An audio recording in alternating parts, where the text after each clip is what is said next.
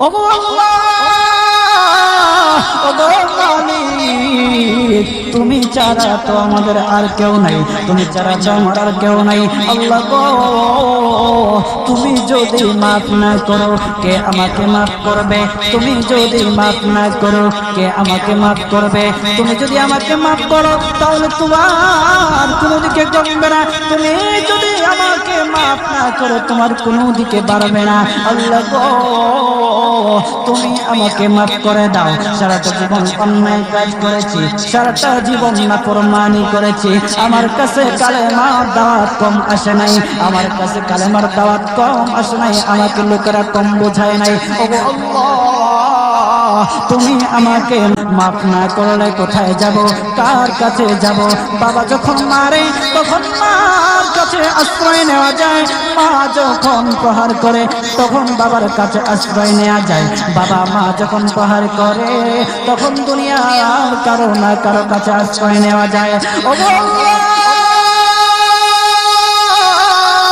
ওগো মালিক, তুমি যদি আমাকে মারো, তুমি যদি আমাকে আযাব দাও, ওগো আল্লাহ, কার কাছে যাব, কার কাছে গিয়ে মাফ চাইবো?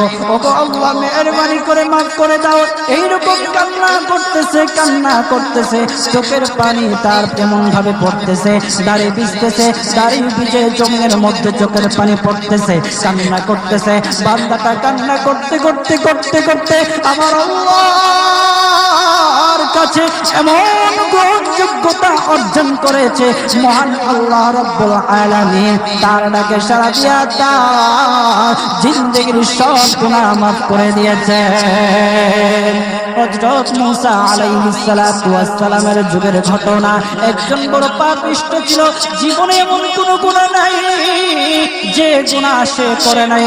তার গুনার প্রতি অতিষ্ঠ হইয়া, মানুষ তার গুনার প্রতি অতিষ্ঠ হইয়া গ্রামের লোকেরা তাকে হাত পা বেঁধে জঙ্গলের মধ্যে ফেলে দিয়ে আসে।